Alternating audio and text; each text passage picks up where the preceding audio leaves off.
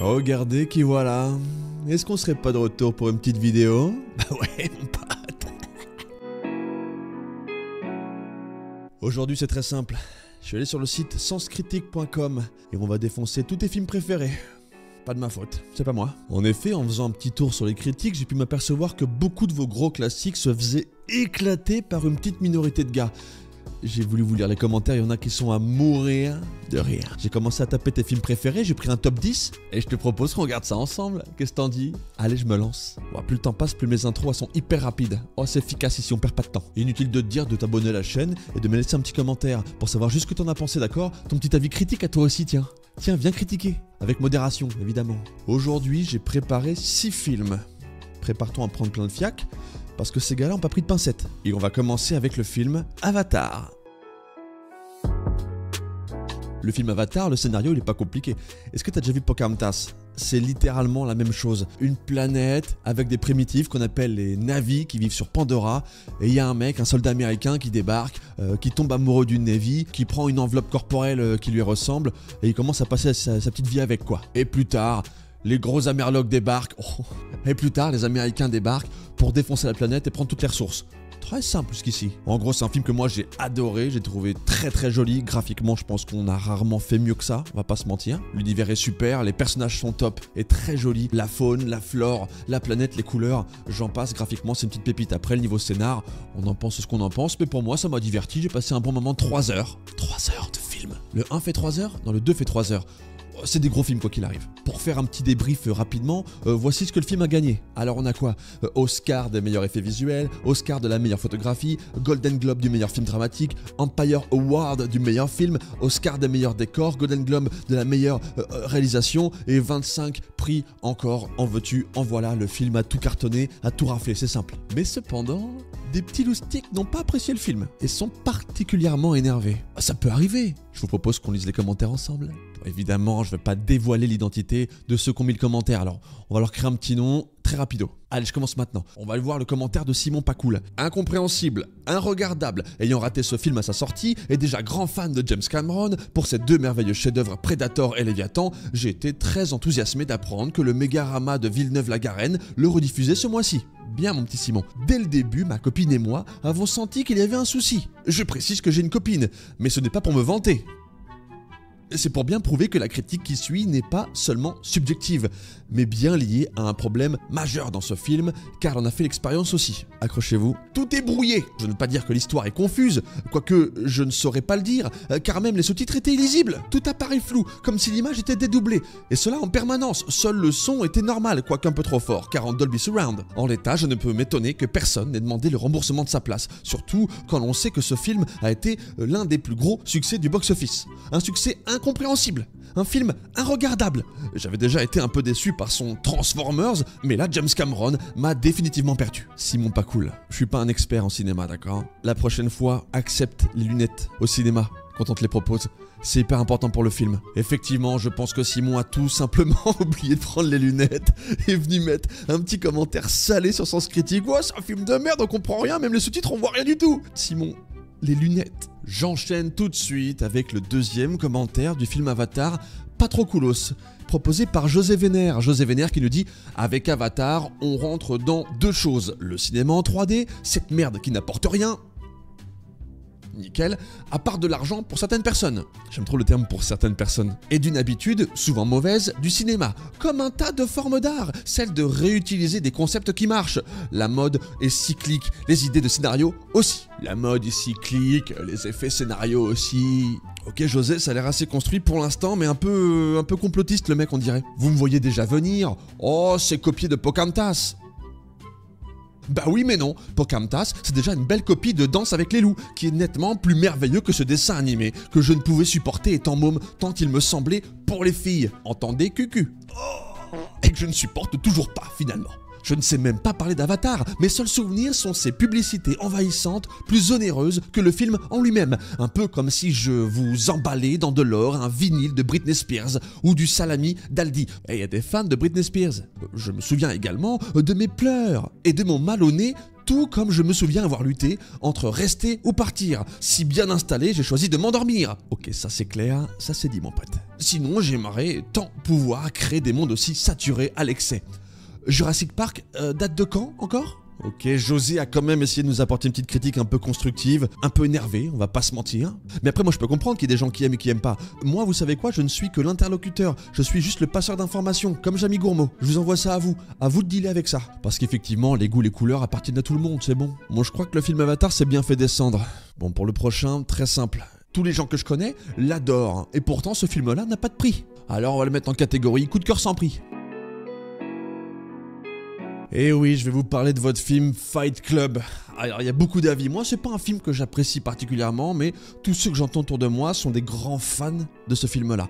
L'histoire est pas compliquée. On suit notre héros qui rencontre une nana, puis un autre mec, et ensemble, ils forment ce qu'ils appelleront le Fight Club. Des gens qui viennent se mettre des grosses patates pour décompresser dans leur vie un peu complicado. Évidemment, tout ça c'est clandestin et hyper violent. Alors préparez-vous parce qu'il y a des critiques qui sont un petit peu salées sur votre film préféré les potes. Qu'est-ce qu'on a comme premier commentaire sur cette vidéo? Alors on commence avec Philippe Lefort qui nous dit « Mussolini aurait aimé ». Ok, allez, stop, on coupe. Au bout de seulement un quart d'heure de film, on peut déjà le juger laid, volontairement dérangeant, phraseur, bordélique et ennuyeux. On se calme, Philippe, mon frère. On nous tient ensuite un discours assez tordu en nous expliquant que la société de consommation brimerait la virilité de l'homme et qu'au lieu de consommer, il faut mieux se mettre des pains. Là, ça commence à craindre, mais le pire restait à venir, puisqu'on nous montre comment s'en sortir en s'organisant en milice fasciste. Oh, waouh. La référence aux chemises noires de Mussolini est explicite. Non seulement c'est malsain, mais c'est incohérent. Mais si vraiment Norton est schizo, comment fait-il pour s'envoyer un pain qu'il l'envoie valser 8 mètres plus loin? Quant à la fin, c'est franchement n'importe quoi. Un film dangereux et nauséabond dont je ne sauverai que la présence de la trop belle Helena Bonham Carter. Égaré dans ce film. PS, certains opposent Fight Club à Seven, qui lui serait bon. Non, à y regarder de près, Seven contenait déjà la germe des absurdités de Fight Club. Mais disons que c'est distillé, presque discrètement. Philippe est très énervé, les comparaisons comme ça, c'est très chaud. Merci Philippe pour votre intervention en tout cas, on se recapte plus tard. Et on a un deuxième commentaire un peu négatif, on va le lire ensemble, de John Carp, on y va. Fight Club, c'est l'histoire d'un type banal, voire même complètement fade, qui n'arrive plus à vivre tellement sa vie est pathétique. Mais un jour, il devient membre du Fight Club et prend part au plan du dénommé Tyler Durden. Ce film est considéré comme culte, film le plus ajouté à un top 10, et ça j'ai du mal à le comprendre. Pour l'instant, John, t'es nickel chrome mon pote, on continue comme ça. Bon, il y a du positif. La prestation des acteurs est splendide, Brad Pitt surtout. Et il y ressort un grand talent pour tout ce qui est manière de filmer. Je me suis planté sur les commentaires, c'est quoi ce délire? Il a l'air nickel ce petit John Carp. Le problème, c'est l'histoire et le message véhiculé à travers ce film. Fincher nous pond une critique de la société de consommation en disant qu'il faut se détacher de tout bien matériel. Peut-être qu'en voyant ce film, certains se sont dit « Super, un film contre la société, viva anarchie !» Mais sérieusement, ces types-là ne sont pas un peu dérangés? Je pense que c'est plutôt son aspect pseudo-philosophique qui plaît. Mais là aussi, il y a anguille sous roche. En creusant un peu, on voit que le message véhiculé est tout simplement immoral. Pour encore en rajouter, Durden, l'anticapitaliste par excellence, porte des lunettes et un blouson en cuir qui valent la peau du cul, sans parler de son gel. Ces petits détails mettent un gros coup à la crédibilité du personnage, et donc du film à travers lui. Après, les vestes en cuir sont pas forcément en vrai cuir. Oh, pour le gel, je peux rien dire. Attends, une petite touche de gel dans les cheveux, plus jeune, vous avez jamais fait ça, vous? Fixation béton? Voilà. Pour conclure, parlons du twist final. Le but de ce dernier est normalement de rendre le film surprenant. Ici, ce n'est pas du tout le cas. Ce twist a eu l'effet inverse sur moi. On tombe dans l'invraisemblable, voire le grotesque. Fincher a dynamité les bases de son propre film, laissant au spectateur comme un goût amer dans la bouche. On peut dire que John Carp s'est lâché pour Fight Club.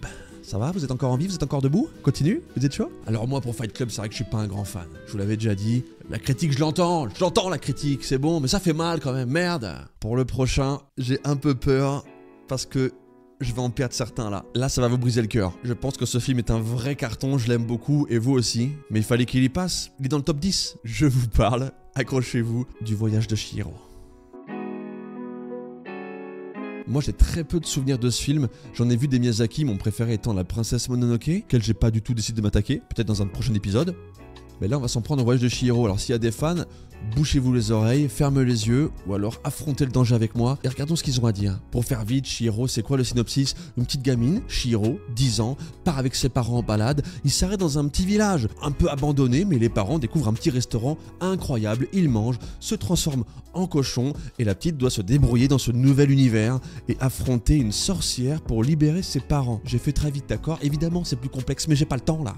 Alors le voyage de Chihiro, Oscar du meilleur film d'animation, Ours d'or, Satellite Award du meilleur film d'animation, Critic Choice Movie Award du meilleur film d'animation, les nous c'est toujours plus grand, Critic Choice Movie Award blablabla du meilleur film d'animation et 27 autres récompenses, un carton de Miyazaki. Et pourtant, certains d'entre eux n'ont pas trop apprécié. Allez, approche-toi, assis-toi, on va se faire plaisir. Et on commence avec la première critique, par Franck Perchas. Comment une merde pareille a pu avoir une aussi bonne note? Le film est ultra beauf, ringard, bourré de tentatives humoristiques ratées. Les parents sont des inconscients et des parents indignes, roulant à plus de 100 km/h dans la forêt afin d'entrer dans un étrange village au milieu de nulle part. Les parents se transforment en porcs. La pauvre petite fille est attaquée par des malades mentaux dans un village imaginaire et se retrouve à faire du travail forcé, qui, ironiquement, est complètement déserte à leur arrivée. Mais les parents se goinfrent comme des porcs, se comportent comme des gamins de 4 ans d'âge mental, la sorcière est insupportable, ça n'a aucun sens.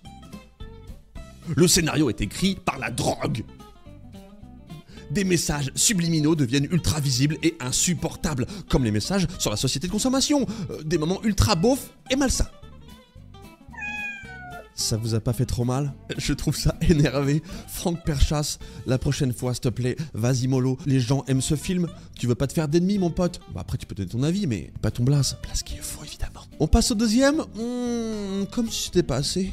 Deuxième commentaire un peu négatif sur le voyage de Chihiro par Corinne Conta. Corinne Conta qui nous dit « J'espère qu'on ne fait pas voir ce genre de truc à nos chères têtes blondes, parce que c'est crade et dégueulasse. Mais est-ce vraiment destiné aux enfants? J'ai comme un doute, car c'est putain de malsain. Et quand ça ne l'est pas, c'est tout simplement de mauvais goût. » Ça commence à insulter par contre le film. Les grosses métaphores sont juste énormes de maladresse, dénonçant grossièrement quelques-uns des 7 péchés capitaux.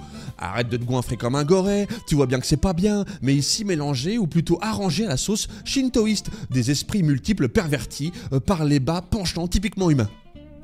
Je sais pas si j'ai tout compris, mais je suis sûr que c'est pas bien ce qu'a dit. Mais en tout cas, je vous le lis. On doit ajouter également les préoccupations écolo du film, bien balourdes elles aussi, la pollution, les allusions au pétrole, tout ça et gna gna gna et gna gna gna. Sans oublier la glorification du stakhanovisme. Je sais pas ce que c'est. De l'usine prison, quoi. On est chez Mao, là, ou quoi? Ouais, bref, cause toujours, tu m'intéresses, toi et ton film de merde. Oh. Corinne Mollo, coupez. Tout ce merdier est en effet long comme un jour sans pain. Un jour sans faim ou un jour sans pain, ça veut dire quoi là? La musique est japonaise jusqu'à l'indigestion et l'ensemble est très décousu ainsi que souvent aberrant. L'animation reste ce qu'elle est dans ce genre de dessin animé nippon en 2D, c'est-à-dire assez pénible à voir. Seuls les décors sont à peu près corrects. Un voyage à éviter en tout cas. Je pense que c'est pas qu'avec le film qu'elle a des problèmes, Corinne. On a pris une petite balle dans le buffet là les potes. Je pourrais pas me relever les gars. Prenez une petite pause, on est à la moitié. Allez boire un petit truc, posez-vous, allez jouer dans un parc, allez caresser des chiots et après on y retourne. C'est bon, tout est bien reposé? On y retourne? Écoute, le prochain c'est très simple. Tu le connais ce film? Si tu l'as pas vu, pour moi c'est un gros monument, il faut le checker, grosse prestation d'acteurs. Je te parle là du film Shining. Le synopsis de Shining, il est pas compliqué. Jack Torrance, qui vient garder un hôtel tout un hiver avec sa famille et son petit-fils Danny. Danny qui d'ailleurs va avoir des dons de médium dans l'aventure et ne va pas se sentir du tout bien dans cet hôtel. Bien au contraire, il veut se barrer. Et la suite est un peu énervée. Oh, il y a un peu de sang quoi. Il y a une scène qui m'a trop marqué dans ce film. Et comme vous, je suppose, si vous l'avez vu, la scène de la baignoire, la salle de bain quoi. En termes de prix, pour Shining, on est pas mal. On a un Saturn Award du meilleur acteur dans un second rôle. Saturn Award de la meilleure collection DVD. C'est un prix ça? En tout cas, tout le monde connaît Shining. C'est un film excellent dans le domaine. C'est quoi? C'est épouvante, horreur, thriller? Quoi qu'il arrive, certains d'entre nous, eux, n'ont pas apprécié le film et vont nous le dire tout de suite. Et on commence avec le premier commentaire fait par Francis McLean. Francis McLean. Certes, ne pas aimer, voire le trouver complètement nul, est une chose. Mais même les détails auxquels je donne une particulière importance me semblent mauvais. Comme la fameuse musique dès les premières secondes de film. Ça m'a frappé et je me souviens avoir dit à ma mère « Mais qu'est-ce que c'est que cette musique? C'est juste 3-4 notes qui se battent entre elles. » Ah, tranquille la musique, tranquille. Ce que je préfère dans les films, c'est la musique. Je lui pardonne le fait qu'il ne soit pas effrayant, comme nombreux films d'horreur épouvante. Ok. Mais beaucoup d'autres problèmes se posent, comme le fait qu'il soit trop long et de plus en plus lent. L'intrigue est longue à commencer et ensuite c'est lent, tellement lent qu'est-ce qu'on s'ennuie, c'est dingue. On ne peut pas retirer à ce film son ambiance, dans lequel on se plonge assez vite. La vibe est assez prenante. J'aime beaucoup aussi la tête de l'actrice. Je trouve qu'elle correspond parfaitement à l'ambiance. Je ne parlerai ni du doublage FR, ni de la prestation que l'on sait désastreuse. La fin est, je trouve, ridicule et ma foi insensée. Le petit gamin qui parle à son doigt, c'est vraiment désespérant aussi. Ça va? On y retourne? Mon Francis McLean, c'est ton avis? Selon moi, t'en fais un petit peu des caisses. On va pas se mentir, la musique, elle est escalée, mon pote. Il y a quand même dans ce film des moments particulièrement cool. On retiendra le Danny. J'en dis pas plus, vous l'avez sa tête. Allez, on continue. Un deuxième commentaire, cette fois-ci par Sylvie Trézeau, qui nous dit « Je reconnais à Kubrick un réel sens de la réal. » Sylvie est une pro l'a dit réal. Et je mettrais bien 9 au film, pour son esthétique et sa photographie. Hélas, il y a le reste. On était à ça, elle avait dit presque 9. Du coup, on va mettre quoi? On va mettre 8. L'histoire d'abord, rien à faire. La suspension d'incrédulité... Quoi? La suspension d'incrédulité ne fonctionne pas sur moi. Je vois à l'écran une histoire d'horreur qui ne me fait pas peur, qui me met parfois vaguement mal à l'aise, mais qui ne me fait pas peur. C'est ce qui est même le comble pour un soi-disant film d'horreur. Et je trouve le scénario mal maîtrisé, notamment en ce qui concerne les pouvoirs de Danny. Quant au retour du cuistot médium qui arrive et se fait trucider d'office, il est à la fois inutile et absurde, scénaristiquement parlant. Malgré ça, je donnerai encore au film une note positive, disons 6 sur 10. Bah, très bien Sylvie, on est très bon là. Alors pourquoi cette note ultra négative de 2 sur 10? Oh, on avait mis 2, j'avais oublié. J'ai oublié la note. À cause de Jack Nicholson. Je n'aime déjà pas Nicholson. On commence très mal déjà. Je parle de son jeu, pas de sa personne que je ne connais ni d'Ève ni d'Adam en temps normal. Où il cabotine, ce qui peut passer dans une comédie. Où il surjoue. Et dans Shining, il surjoue au carré. Il surjoue tellement que son personnage de cinglé ne ressemble plus à un cinglé, mais à une caricature de cinglé. C'est tellement grossier que je n'y arrive pas à y croire. Désolé pour les admirateurs de l'artiste ou du film, mais Nicholson me gâche tout ce qu'il y a à sauver dans ce film. On est vraiment sur le rôle principal, sur le sujet qu'on voit le plus, quasiment. Pour moi, s'il n'y a pas Nicholson, il n'y a pas de Shining. Tu vois où je veux en venir, tu vois ce que je veux. Et là, son film à Sylvie, là, il est gâché à cause de l'acteur principal? T'en fais des caisses, Sylvie, t'en fais des caisses. On est presque fini. On arrive à l'avant-dernier. Accroche-toi parce que je sais que t'es fan. L'étrange Noël de Monsieur Jack. À savoir que l'étrange Noël de Monsieur Jack, c'est pas Tim Burton qui l'a réalisé, mais bien Henry Selick. Le synopsis est très simple.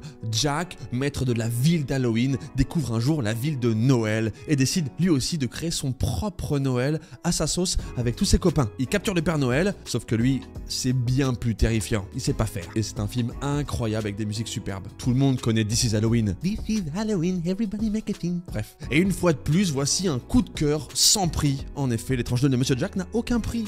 Il a été souvent nommé, mais rien gagné. Il suffit pas de gagner des prix pour être bon, ok? La preuve. Et donc on arrive tranquillement sur les petits commentaires de ceux qui n'ont pas aimé le film. Je commence à m'y faire à ce format, j'aime beaucoup l'idée. Et on a Corentin de Mulhouse qui nous dit « Grand classique de l'animation de Henry Selick. Et non, pas Tim Burton. L'étrange Noël de Monsieur Jack reste selon moi un film d'animation très largement surcoté. » Surcoté? Ah, merde. Pourquoi ?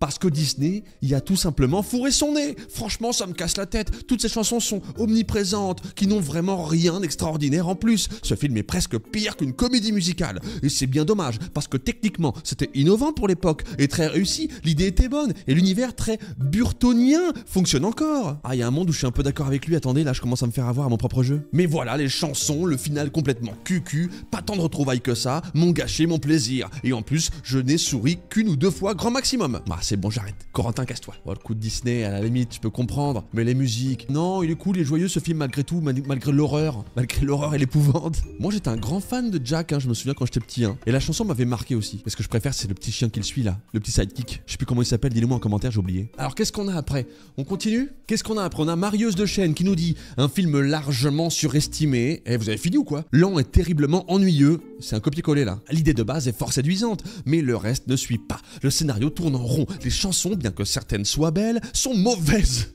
L'ambiance est exagérée, bref, c'est très vite agaçant. Ce n'est certes pas un navet, disons juste que cet étrange Noël de Monsieur Jack déçoit au vu des éloges qu'il a suscités. La magie est absente, la beauté aussi. Tout n'est que succession de scènes fades et sans grand intérêt. Pour l'époque, la prouesse technique a dû susciter de vives éloges. L'effet de masse, hélas, a fait le reste. Mais Marie, fais un effort, tu copies ton pote Corentin. Bon, moi je fais partie de ceux qui pensaient que c'était Tim Burton, j'ai toujours dit ça dans ma vie. Donc dans ma tête, c'est le premier Tim Burton que j'ai vu de ma life. C'est ma mère qui me l'avait montré et j'en garde un super souvenir. Et mes amis, j'ai mis un de mes films préf aussi à la fin, pour que moi aussi j'en prenne un peu plein la tronche. On arrive au dernier, et pas des moindres. Laissez-moi vous parler du grand film de Forrest Gump. Alors ce qui est intéressant dans ce film, on rencontre un mec qui s'appelle Forrest Gump assis sur un banc et qui raconte toute son histoire à des compagnons d'ennui qui attendent eux aussi le bus. Et on remarque que le mec en fait a été présent dans pas mal d'événements importants. Alors pour moi c'est un film qui brille par sa bande originale, qui brille par l'acting de Tom Hanks et tous les autres qui interviennent. Pour moi ce film est une pépite pas touche. Mais on va y toucher bourlingueur mon pote, t'inquiète pas qu'on est là, on t'attend. Forrest Gump lui a récolté un tas de prix. Oscar du meilleur acteur, Oscar du meilleur film, Oscar du meilleur réalisateur, le Golden Globe du meilleur acteur dans un film dramatique, Oscar du meilleur montage et 19 autres prix. Énormissime. Et pourtant, j'ai trouvé des petits commentaires assez sympas à regarder qui ont détesté le film. Vous êtes prêts, on attaque? Après c'est fini, c'est promis. On y va? On a donc Harold Boxer qui nous dit « C'est l'histoire d'un pauvre débile élevé au rang de superstar. Il lui arrive plein de trucs extraordinaires. À l'insu de son ignorance, entre bons sentiments, dégoulinants et de la guimauve pour tous, il y a ici à boire et à manger. C'est la fête non-stop au gogol de l'année, invité par tous les autres dîners de gogol très cons. » Harold s'est énervé là, tu commences très mal, on aurait pu être potes. Jamais. Certes, Tom Hanks n'est pas moins bon que Dustin Hoffman dans Rain Man, mais on s'en bat l'œil en fait. Dommage pour Gary Sinise, excellent acteur, mais qu'est-ce qu'il est allé faire dans cette galère de bouffon à l'agenda social surchargé? C'est pas crédible une seule seconde, et même pas drôle non plus. Allez le débile mongolo, retour à l'asile. Oui, tu peux emmener tes crevettes, n'est stupide que la stupidité. Niais. Il a vraiment marqué niais. Wow, Harold s'était un peu énervé, ça c'est pas constructif comme commentaire, j'en veux plus des comme ça, d'accord? C'est terminé, on dit pas mongolo. Malade ce mec. Je vous attends pour la suite, pour l'instant je suis solide comme un roc, y a rien qui m'a blessé. Alors on a Arthur Jospini qui nous dit « Je n'ai jamais compris ce film, ni l'engouement qu'il a suscité. Rien compris, que je suis con mes aïeux. » Oh, du calme Arthur. De l'intérêt pour ce personnage, de la beauté du film, son esthétique, sa morale, son histoire, je n'ai rien compris du tout. J'en ai rien à foutre de Gump en fait, il peut crever, waouh. Je n'y crois pas envie d'y croire sans doute, je m'en fous, aucun intérêt pour lui comme pour les autres personnages, un film emmerdant pour moi, techniquement bien. Je n'enlèverai pas ça à Zemeckis, mais c'est tout. La BO aussi est bonne, je l'ai piqué celle-là, mais enfin, en même temps, on va pas en faire des tonnes, la plupart des morceaux sont des tubes des années 50, 60, 70, copier-coller de qualité, mais rien d'original non plus, tarantinesque la BO, et puis pas besoin de voir le film pour écouter sa zik en fait, hein. Les acteurs ne sont pas bluffants, sauf Sinise, dont je conserve sur ce film un très bon souvenir. Je vous avais dit que la musique était cool, non? Mes amis, on a réussi à affronter les pires commentaires de nos films préférés. Si ce concept, tu le kiffes, il y a encore plein de films à faire. N'hésitez pas à m'envoyer des idées dans les commentaires, des films que vous adorez, et nous on se les fait directement là sur YouTube, ok, ça marche? J'espère que tout s'est bien passé pour vous. Évidemment, pour moi, c'était super. Un vrai plaisir de faire tout ça pour vous. Un concept qu'on pourra réitérer, je l'espère. Quoi qu'il arrive, abonnez-vous, laissez un com, et nous on se retrouve très vite. C'était le Bourlingueur.